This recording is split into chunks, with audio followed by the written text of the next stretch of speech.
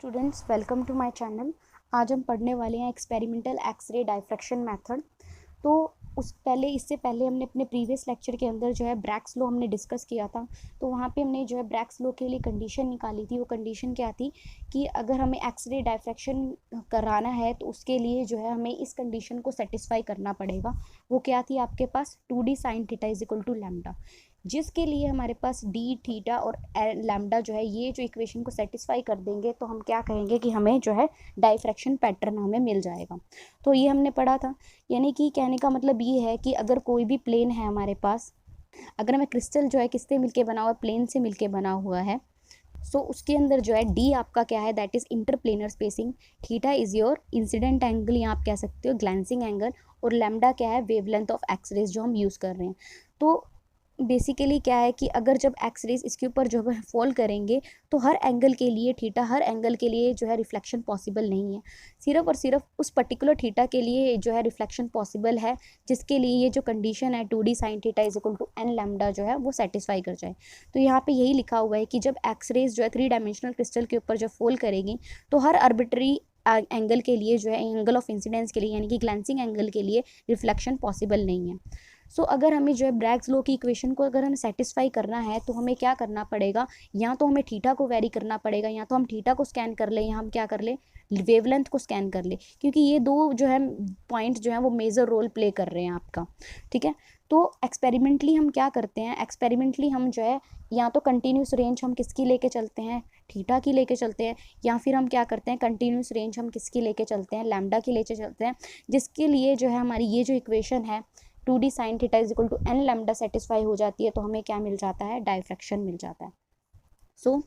तो दो तरह से हम जो है हम क्या कर सकते हैं, डायफ्रैक्शन कंडीशन को सेटिस्फाई कर सकते हैं ब्रैग्स की कंडीशन। या तो हम लैम्डा को वेरी कर लें, या हम क्या कर लें, थीटा को वेरी कर लें। तो ये जो मेथड्स होते हैं, एक्सरे डायफ्रैक्शन मेथड्स जो होते हैं, ये जो है क्रिस्टल का स्ट्रक्चर जानने के लिए बहुत ज़्यादा हेल्पफुल हैं। तो इन मेथड से हम जो है क्रिस्टल का स्ट्रक्चर भी हम जान सकते हैं। तो 3 तरह के ऐसे मेथड हैं जिनसे हम जो है क्रिस्टल का स्ट्रक्चर हम निकाल सकते हैं। तो सबसे पहला मेथड है लुई मेथड, उसके बाद है रोटेटिंग क्रिस्टल मेथड, और उसके बाद है आपका पाउडर मेथड। सो तीनों के लिए मैंने अलग अलग वीडियो बनानी है। ठीक है। तो तीनों की वीडियो आप ज़रूर देखें। तो सबसे पहला जो है हमारा मेथड है वो कौन सा है, आपका लुई मेथड। लुई मेथड में क्या होता है, आपके पास एक सिंगल क्रिस्टल हम लेते हैं और उसके ऊपर जो है हम एक्सरेज जो है जिनकी जो है वाइड रेंज ऑफ एक्सरेज जो है, यानी कि वेवलेंथ हम वेरी कर रहे हैं, थीटा को हम सेम रख रहे हैं, क्रिस्टल जो है उसको हम जो है एक स्टेशनरी होल्डर पे रखते हैं, थीटा सेम रखते हैं, और लैम्डा जो है इस यानी कि जो एक्सरेज है उसको, उसकी जो है वेवलेंथ को जो है हम वेरी करते हैं, और उसको जो हम क्रिस्टल के ऊपर पास करवाते हैं। जब क्रिस्टल के ऊपर जो हम इसको पास करवाएंगे तो क्रिस्टल क्या करेगा, कुछ ऐसे जो है सेलेक्ट कर लेगा जिसके लिए जो है लैम्डा, डी और थीटा इस तरह से अरेंज हो जाएंगे कि हमारा 2d sin theta is equal to n lambda वाली कंडीशन सेटिस्फाई हो जाएगी, तो हमें क्या मिल जाएगा, डायफ्रैक्शन मिल जाएगा। ठीक है। तो बेसिकली हम इसकी एक्सपेरिमेंटल सेटअप देखेंगे तो और ज़्यादा क्लियर हो जाएगा हमारे पास। तो हमने मान के चला, सबसे पहले हमने जो सोर्स लिया है दैट इज़ एक्सरे सोर्स, और इसकी जो वेवलेंथ है वो क्या कर रही है, वेरी कर रही है। वेरी कहाँ से कहाँ तक कर रही है, हम 0.2 एंगस्ट्रॉम से 2 एंगस्ट्रॉम तक की सारी वेवलेंथ जो हम इसके ऊपर क्रिस्टल के ऊपर हम फॉल करवा रहे हैं। तो यहाँ पे जो हमने क्रिस्टल लिया हुआ है दैट इज़ सिंगल क्रिस्टल। ठीक है। तो जैसे ही अब एक्सरेज की 0.2 से लेके जो है 2 एंगस्ट्रॉम तक सारी वेवलेंथ हम इसके ऊपर फॉल करवाएंगे, तो उसके लिए जो है हमने क्या करना है, यहाँ पे हमने पिन होल कॉलीमेटर लगा रखा है, जिसका काम क्या होता है कि जो हमारी वेवलेंथ्स आ रही हैं हर डायरेक्शन में आ रही है, तो उसको क्या करना है, एक नैरो बीम में कन्वर्ट करना। तो नैरो बीम में कन्वर्ट करके जो है हम इसको कहाँ भेजते हैं, आपका क्रिस्टल के ऊपर हम भेजते हैं। ठीक है। क्रिस्टल के ऊपर हम फॉल करवाते हैं। सो पिन होल अरेंजमेंट का काम क्या है, एक नैरो बीम प्रोड्यूस करना।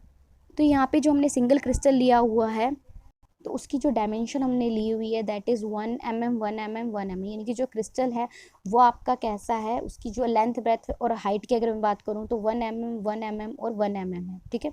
तो आप ये भी कह सकते हो जो हमने क्रिस्टल लिया हुआ उसकी जो डायमेंशन है वो 1 mm से ज़्यादा नहीं है, और उसको हमने जो एक स्टेशनरी होल्डर पे रखा हुआ है। स्टेशनरी होल्डर का मतलब यहाँ पे ये है कि हम यहाँ पे क्या कर रहे हैं, लैम्डा को वेरी कर रहे हैं, और थीटा हमने क्या रखा हुआ है, सेम रखा हुआ है। ठीक है। थीटा हमने क्या रखा हुआ है, दैट इज सेम। सो उसके बाद जो है अब देखो, जब लैम्डा थीटा और जो इंटरप्लेनर स्पेसिंग है इस तरह से अपने आप को अरेंज कर लेंगे कि 2d साइन थीटा की is equal to n lambda वाली ब्रैग्स लॉ की कंडीशन सेटिस्फाई होगी, तो हमें क्या मिलेगा, डायफ्रैक्शन मिलेगा। और वो डायफ्रैक्शन जो हमें मिलेगा, यानी कि वो रिफ्लेक्शन जब होगी क्रिस्टल से, वो हमने जो है रिकॉर्ड कर रहे हैं, हमने 2 फिल्म लगा रखी हैं यहाँ पे। फिल्म ए जो है वो इस तरह की जो है डायफ्रैक्शन को जो है रिकॉर्ड करेगा, ठीक है, that is photographic plate. And film B, ये भी क्या है, फोटोग्राफिक प्लेट है। तो अगर बैकवर्ड रिफ्लेक्शन होती है तो वो क्या करेगा, यहाँ पे आपका रिकॉर्ड करेगा, ठीक है। सो हमने 2 फिल्म लगा रखी है यहाँ पे। सो डायफ्रैक्शन पैटर्न, जब टोटल हम डायफ्रैक्शन पैटर्न हम देखते हैं तो वो हमें जो एक सीरीज ऑफ पॉइंट्स नज़र आता है। सो हर जो प्लेन है जिसके लिए थीटा, हर प्लेन जिसके लिए जो है इंसिडेंट बीम की वेवलेंथ जो है जब ब्रैग्स कंडीशन को सेटिस्फाई कर जाती है, क्योंकि हम यहाँ पे बेसिकली हमने थीटा सेम रखा हुआ है, डी इज़ आल्सो सेम। तो जब हमारे पास क्या होगा, जब क्रिस्टल के ऊपर जो है बीम पड़ेगी और जो प्लेन्स होंगे वो क्या करेंगे, जब ये कंडीशन को, ठीक है ना, किसी एक पर्टिकुलर वेवलेंथ पे जब प्लेन्स जो है इस कंडीशन को सेटिस्फाई कर देंगे 2d sine theta is equal to n lambda वाली कंडीशन को, तो हमें क्या मिल जाएगा, डायफ्रैक्शन मिल जाएगा, ठीक है। सो हर जो भी प्लेन होगा वो क्या करेगा, कुछ जो है वेवलेंथ को सेलेक्ट करेगा, ठीक है। मान लो एक प्लेन ने जो वेवलेंथ सेलेक्ट करी 0.2 एंगस्ट्रॉम, और उसके लिए जो कंडीशन सेटिस्फाई होगी 2d sine theta is equal to n lambda वाली, तो हमें क्या मिल जाएगा, ब्रैग्स कह लो रिफ्लेक्शन हमें मिल जाएगा, ठीक है ना, डायफ्रैक्शन हमें मिल जाएगा। सो हर प्लेन इस तरह से जो है वो हमें क्या देगा, डायफ्रैक्शन पैटर्न हमें देगा, ठीक है। सो यहाँ पे क्या कह रखा है कि एक चीज़ तो ये है, एक इम्पॉर्टेंट चीज़ क्या है कि अगर मान लो, ये तो था हमने बता दिया आपको कि लुई मेथड में हो क्या रहा है, ठीक है। अब लुई मेथड की यूज़फुलनेस की अगर मैं बात करूँ कि किस लिए जो है लुई मेथड इतना इंपॉर्टेंट है, तो सबसे पहली बात ये है कि जो अगर क्रिस्टल है उसकी क्या है 4 फोल्ड एक्सिस ऑफ सिमेट्री है, तो हमारा जो लुई पैटर्न जो हमें शो होगा तो उसकी भी क्या होगी, 4 फोल्ड सिमेट्री होगी। अगर हमारे पास जो है 4 फोल्ड सिमेट्री, क्रिस्टल की 4 फोल्ड सिमेट्री है, 4 फोल्ड सिमेट्री का मतलब क्या होता है कि 4 टाइम जो है रोटेट करेंगे क्रिस्टल को, हमें सेम जो है क्रिस्टल मिल जाएगा दोबारा से, ठीक है ना, सेम पैटर्न मिल जाएगा, सेम लेटेस्ट पॉइंट मिल जाएगा अगर हम उसको 4 टाइम्स रोटेट करेंगे। तो यहाँ पे यही कह रखा है। तो लुई पैटर्न में 4 फोल्ड सिमेट्री कैसे शो करेगा वो, कि इस तरह से 1 2 3 इस तरह से सीरीज ऑफ पॉइंट्स हमें मिलेंगे ना, तो 4 फोल्ड के लिए वो पैटर्न इस तरह से शो करेगा आपको। तो यहाँ पे ये शो कर रहा है कि इसके अंदर जो है कितनी फोल्ड सिमेट्री, आपकी 4 फोल्ड सिमेट्री है, ठीक है। तो जो भी पैटर्न मिलेगा, अगर जो भी क्रिस्टल के अंदर सिमेट्री प्रेजेंट होगी उसी तरह से हमें जो है लेटेस्ट पैटर्न हमें मिलेगा, ठीक है ना, लुईस पैटर्न हमें मिलेगा, सॉरी। सो लुई पैटर्न से हम जो है बेसिकली हम क्या निकाल सकते हैं, अगर हमें क्रिस्टल की ओरिएंटेशन जाननी है तो हम लुई पैटर्न से हम बता सकते हैं। क्रिस्टल की ओरिएंटेशन का मतलब यहाँ पे क्या है कि ए बी सी एक्सिस, ठीक है ना। अगर हमें ए बी सी एक्सिस बतानी, क्रिस्टलोग्राफिक एक्सिस हमें पता लगानी है, तो हम वो इस मेथड से हम निकाल सकते हैं। सो ये तो थे सारे अच्छे पॉइंट्स, ठीक है ना, लुई मेथड के बेस्ट पॉइंट्स। अब लुई मेथड की जो है डिसएडवांटेज से पहले एक पॉइंट और मैं इसमें ऐड अप करना चाहूँगी। कई बार क्या होता है, जो हमारा क्रिस्टल होता है ना वो इम्परफेक्ट होता है। इम्परफेक्ट क्रिस्टल का मतलब ये होता है कि उसके अंदर जो है कुछ स्ट्रेन प्रेजेंट होती है। अगर स्ट्रेन प्रेजेंट होगी ना, तो क्रिस्टल किससे मिलके बना, आपके प्लेन से मिलके बना है, तो प्लेन क्या होगा, थोड़ा सा बेंड हो जाता है अपनी पोजीशन। अगर ये प्लेन है तो ये थोड़ा सा हमें बेंड सा नजर आएगा, ठीक है, इस तरह से। तो बेंड होने की वजह से जो है हमें जो अच्छा तरह से जो है लुई पैटर्न हमें नहीं मिलता, ठीक है ना। तो इस तरह की जब स्ट्रीक बन जाती है, ठीक है ना, we get a streak in the, हमें एक स्ट्रीक सी नजर आती है लुई पैटर्न के अंदर, तो ये स्ट्रीक बनी है लुई फोटोग्राफ के अंदर, उसको हम क्या कहते हैं, एस्टेरिज्म, ठीक है। तो जो डिफॉल्ट्स आया है लुई पैटर्न में उसको हम क्या कहेंगे, एस्टेरिज्म।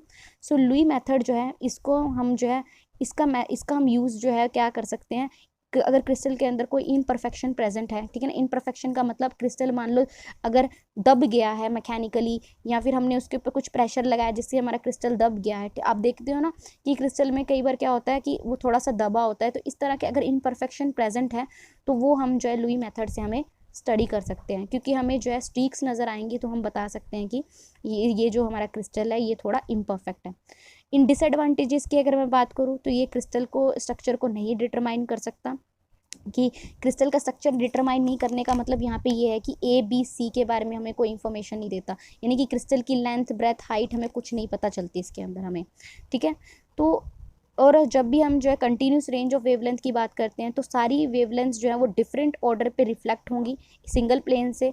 सो डिफरेंट ऑर्डर्स जो हैं वो क्या करने शुरू हो जाएंगे, ओवरलैप करने शुरू हो जाएंगे सिंगल पॉइंट पे। तो इसकी वजह से भी हम जो है क्रिस्टल का स्ट्रक्चर हम डिटरमाइन नहीं कर सकते। तो ये था हमारे पास आपका लुई मेथड। तो नेक्स्ट जो है हम जो सेकंड पार्ट हमें उसमें हम जो है डिस्कस करेंगे आपका रोटेटिंग क्रिस्टल मेथड, जो बहुत ही इंपॉर्टेंट है। Thank you so much.